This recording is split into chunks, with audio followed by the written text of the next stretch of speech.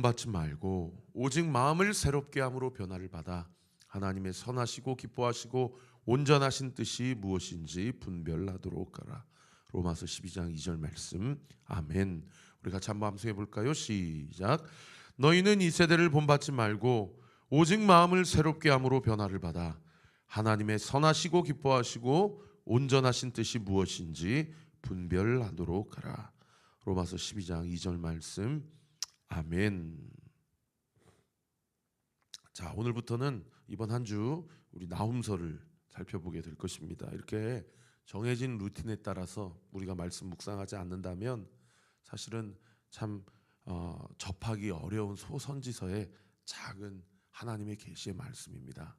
그러나 그 무게감은 그 어떤 우리가 자주 접하는 창세기라든지 복음서라든지 유명한 서신서라든지 이런 서신서들의 영적 무게감과 전혀 다를 바 없는 그 하나님이 주신 하나님의 계시의 말씀, 묵시의 말씀이에요.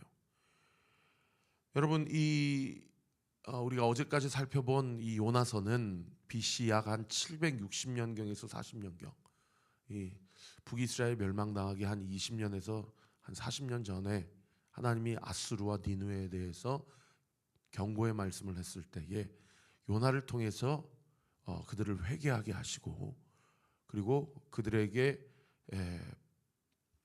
임할 하나님의 심판이 거둬지게 되는, 면하게 되는 그런 역사가 일어나지 않았습니까? 그러고 나서 이 나훔서는 요나 시대보다도 최소 120년에서 한 150년 정도 후에 하나님의 계시의 말씀이 남유다 선지자 나훔이라는 선지자에게 임했을 때 이 소위 나훔이 하나님의 말씀 앞에 순종하여 목숨 걸고 선포한 고백입니다. 목숨 걸고 선포한 하나님의 말씀이에요. 왜냐하면 내용을 보면 오늘 본문 1절에 니느웨에 대한 경고 곧 엘고스 사람 나훔의 묵시의 글이다. 똑같이 니느웨에 대한 말씀을 요나도 받았고 나훔도 받았는데 이 역사적 시대적으로 보면 약 한 120년에서 150년 후에 이 나훔이라는 후배 선지자가 똑같은 말씀을 받고 하나님의 말씀을 선포했을 때 요나는 선포하기 싫어서 도망가다가 어떻든 억지로 니느웨까지 가가지고 하나님의 말씀을 선포했을 때 그들이 회개했지만 나훔은 목숨 걸고, 왜냐하면 그 당시에도 여전히 BC 한 640년에서 20년경인데 그 당시에도 여전히 세계 최강대국은 아수르였고 니느웨였습니다. 그러니까 누구도 아수르나 니느웨가 멸망당할 것을 예견한 사람은 없던 시대예요. 그런데 그때 하나님의 말씀이 요나 시대로부터 약 한 120년 후에 나훔에게 임했는데 나훔은 도망가지 않고 담대하게 목숨을 걸고 선포합니다. 여러분, 그랬을 때 어떻게 됐겠어요? 우리나라도 3.1절에 대한독립 만세했다가 얼마나 유관순 또 독립운동가들이 다 그렇게 처형을 당하지 않았습니까? 여러분, 나훔도 하나님의 말씀을 선포했을 때 이 말씀을 선포할 때 얼마나 많은 두려움과 얼마나 많은 이 복잡한 심경을 가지고, 그러나 하나님이 나에게 주시는 계시의 말씀이고 명령에게 담대하게 선포한 거 아닙니까? 그때 당시에는 이미 북이스라엘 10지파는 다 멸망하고요, 아수르에 의해서 이 남유다도 예루살렘을 제외하고는 다 그냥 멸망당한 상황이에요.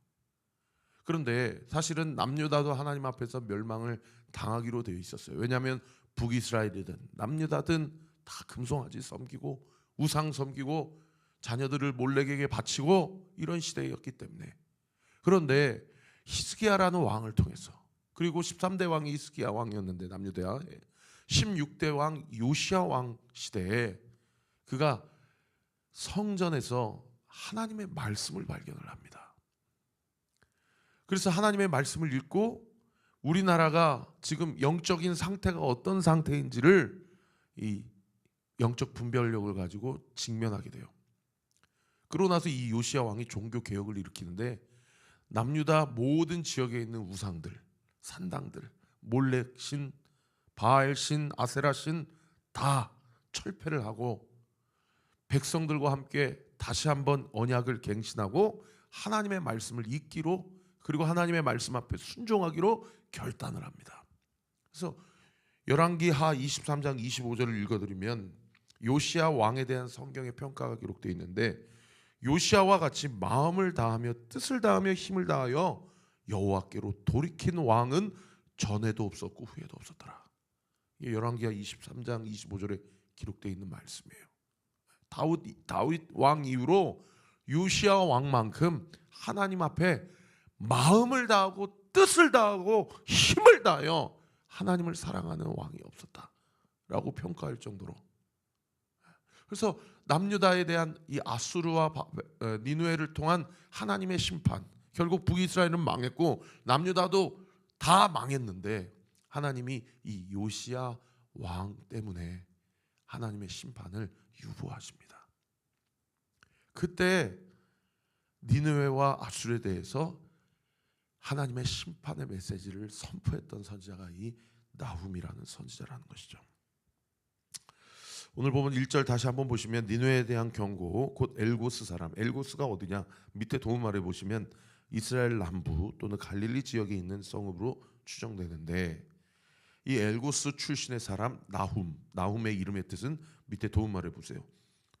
위로자라는 뜻으로 이집트 수도 테베 함락 BC 663년경과 니느웨 멸망 BC 612년경 사이에 활동했던 선지자다. 결국에 요나의 니느웨에 대한 하나님의 심판을 듣고 니느웨는 하나님의 심판을 면제받았지만, 이 나훔의 하나님의 심판을 듣고 니느웨는 회개하지 않아서 역사적으로 BC 612년경에 이 신바벨로니아, 이 느부갓네살 왕에 의해서 하나님의 심판을 받게 되는 것이 오늘 본문의 내용이라는 것이에요. 그래서 오늘 본문에 보시면요, 하나님의 심판을 상징하는 단어가 얼마나 많이 나오는지 몰라요. 2절에 보시면은 여호와는 질투 동그라미, 보복 동그라미. 그다음 9절에 여호와는 보복 동그라미, 진노 동그라미. 자기를 거스르는 자에게 여호와는 보복 동그라미, 자기를 대적 동그라미, 진노 동그라미. 6절에도 보십시오. 누가 능히 그의 분노 동그라미, 앞에 서며 누가 능히 그의 진노 동그라미, 진노를 감당하랴. 그의 진노가 불처럼 쏟아지니 진노 동그라미. 8절에 보십시오. 그가 범람하는 물로 그곳을 진멸하시고 진멸 동그라미. 여러분, 이 하나님의 무서운 심판을 상징하는 단어만 오늘 본문에 질투, 보복, 진노, 대적, 분노, 진멸, 얼마나 많은 단어가 이 짧은 구절에 많이 나오는 거예요. 당시 아수르와 니느웨를 향한 하나님의 분노와 하나님의 진노가 얼마나 이 턱 밑같이 차올랐는지 엿볼 수 있는 그런 지점이죠. 여러분, 이 말씀을 오늘을 살아가는 우리에게 적용한다면 어떠하겠습니까? 나를 향한 하나님의 감정은 어떠하겠습니까? 이 시대와 이 나라를 향한 하나님의 감정은 어떠하겠습니까? 저 북한, 저 주체 사상과 공산주의를 숭상하고 우상으로 섬기는 저 북한 사람들에 대한 하나님의 마음은 어떻겠습니까? 여러분, 이 땅을 향한 주체 사상뿐만 아니에요. 우리나라는 자본주의, 이 만몬을 숭배하는 그런 사람들, 그런 나라가, 그런 사람들이 얼마나 많이 있습니까? 우리도 다 마찬가지입니다. 그래서 오늘 이 말씀을 통해서 뭐 누구 뭐라 할 거 없습니다. 우리 자신을 한번 하나님 앞에서 정직하게, 하나님이 나를 바라보실 때에 내가 하나님보다 더 좋아하고, 내가 더 하나님보다 의지하고, 내가 하나님의 말씀보다도 더 따르고 더 중요하게 우선순위를 두고 있는 그 어떤 가치관이나 세계관은 무엇인지 우리 자신의 믿음과 신앙을 돌아봐야 될 것입니다. 여러분, 2절 말씀에 보시면 여호와는 질투하시며 보복하시는 하나님이시라 그러는데, 여기 질투라는 단어가 호세아서 2장에 나오는 이 남편과 아내 사이에서 이 언약 관계가 깨어졌을 때에 이 부부 사이에서의 이 사랑과 그 그 약속이 깨어졌을 때 나오는 이 단어가 질투라는 단어예요. 그래서 이 질투는 뒤집어서 얘기하면 그만큼 우리를 사랑하신다라는 표현이죠. 출애굽기 20장에 이 질투라는 단어가 성경에 처음 등장하는데 이스라엘 백성이 출애굽해서 시내산에 도착해서 모세가 하나님 앞에 언약을 받을 때에 20장 5절에 이렇게 기록되어 있어요. 나 여호와는 질투하는 하나님이지. 하나님은 하나님보다 우리가 더 사랑하고 좋아하고 의지하는 것이 있을 때에 하나님은 우리에 대해서 질투하십니다. 질투하지 않는다면 사랑이 아니죠. 그리고 보복하신다는 것은 그 우상 숭배에 대해서 하나님은 그냥 넘어가지 않으시고 반드시 심판하신다라는 거예요. 그러나 우리가 하나님 앞에 회개하고 철저히 요시야 왕이 그랬던 것처럼 하나님만을 의지하고 하나님의 말씀만을 붙들고 하나님 제1 우선순위로 살아갈 때에 하나님은 우리의 삶을 책임지시고 하나님은 우리와 함께 하시고, 여러분 우리가 하나님 말씀 앞에 순종하면 먹고 사는 일 걱정할 필요 없어요. 왜요? 이거는 하나님의 명예와 하나님의 영광이 달린 문제이기 때문에 내가 하나님 말씀 앞에 철저히 순복하고 하나님의 말씀만을 따르기로 결단하고 하나님을 내 인생의 가장 제1의 우선순위로 두고 그렇게 살아갈 때 그 사람이 망하면 하나님의 이름이 어떻게 되겠습니까? 예수님의 이름이 어떻게 되겠어요? 그 망할 수가 없는 거예요.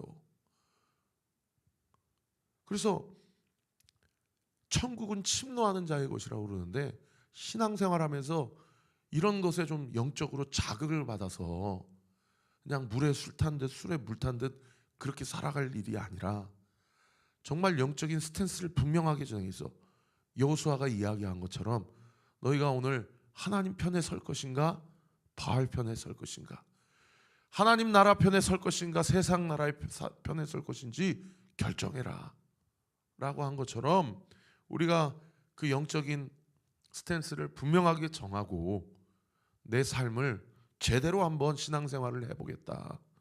정말 하나님 말씀 앞에 순종하며 살아갈 때에 내 삶이 어떠한 변화가 일어나고 어떤 결과가 주어질지에 대해서 여러분 말라기서 보면 하나님께서 뭐라고까지 이야기하시냐면 네가 나를 테스트 미, 시험해봐라. 이렇게까지 얘기하신다니까요. 하나님은 보복하시는 분, 진노하시는 분, 진멸하시고 심판하시는 분일 뿐만 아니라 여러분 3절 말씀해 보셔요. 여호와는 노하기를 더디하시며 권능이 크시다. 이 노하기를 더디하시며 권능이 크시다는 얘기는 무슨 얘기예요?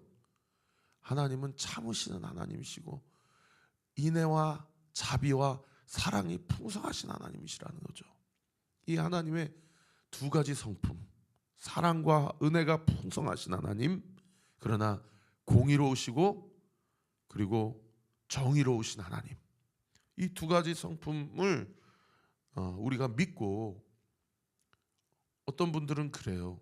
자기 권위자, 어렸을 때는 부모님, 학교 다닐 때는 선생님, 신앙생활 했을 때는 목사님, 이런 자기가 살아오면서 권위자에 대한 받은 상처가 많으신 분들은 그 상처가 투영이 돼서 하나님을 아버지라고 부르기 때문에 하나님도 그런 분이시지 않을까라고 해서 하나님 앞에 다 자기의 마음과 솔직한 생각을 토설하지 못하고 내어놓지 못하고, 그리고 하나님에 대한 오해가 쌓이고, 우리 아버지가 나를 이렇게 벌했으니 하나님 아버지도 나를 이렇게 벌하실 거야, 이렇게 오해를 가지고 신앙생활하는 사람들이 얼마나 많은지 몰라요.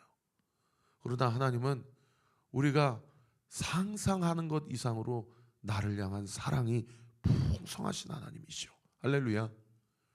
뒤집어서 얘기하면 죄는 그냥 못 넘어가시는 분이십니다. 그래서 그 다음 구절을 보세요. 벌 받을 자를 결코 내버려 두지 아니하시느니라. 여호와의 길은 회오리 바람과 광풍에 있고 구름은 그의 발에 티끌이로다. 그는 바다를 꾸짖어 그것을 말리시며 모든 강을 말리시나니 바산과 갈멜이 쇠하며. 여러분, 이 바산과 갈멜이 어딘지 모르겠는데요, 목사님. 보통 이제 기독교 백화점 가면 큰 액자에다가 시편 23편에 여호와는 나의 목자시니 내게 부족함이 없으리로다.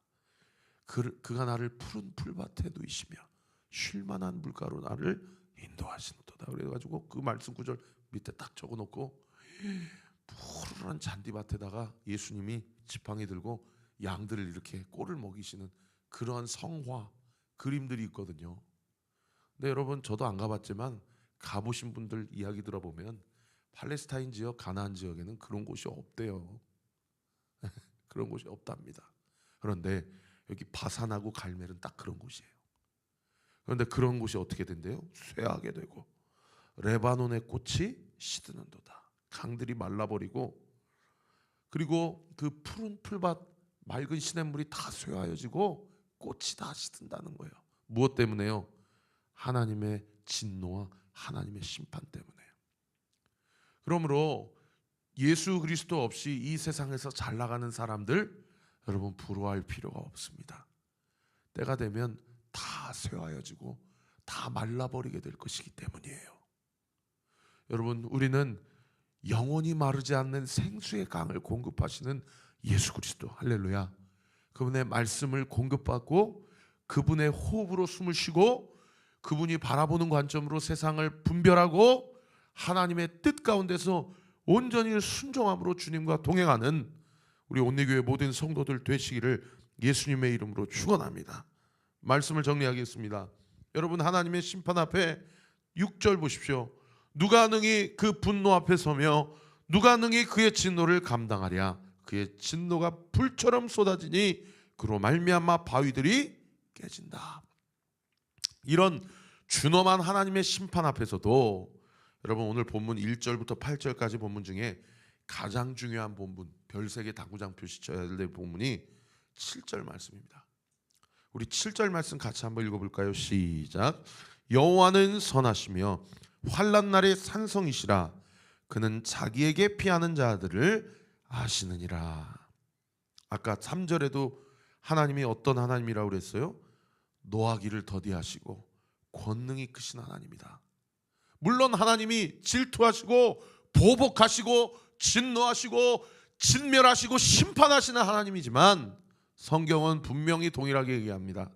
하나님은 화내시기를 더디하시는 분이시고, 7절 말씀해 보셔요.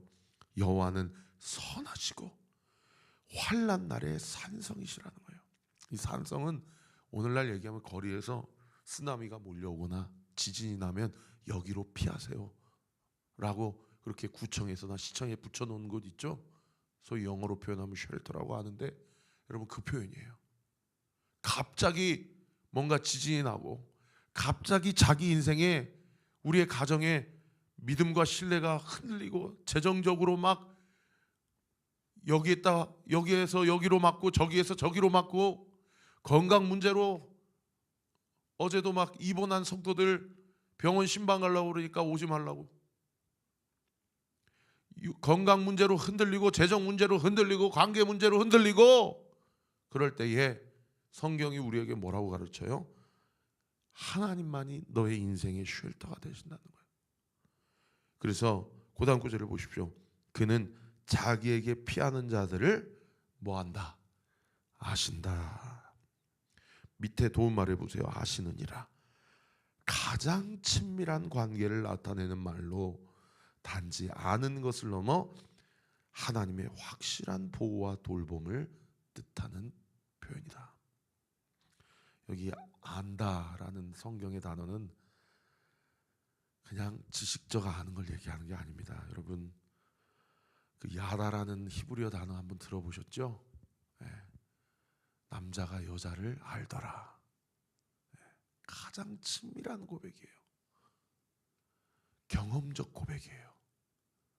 그래서 우리 온리교회 성도들은 하나님을 경험해야 돼요. 체험해야 돼요.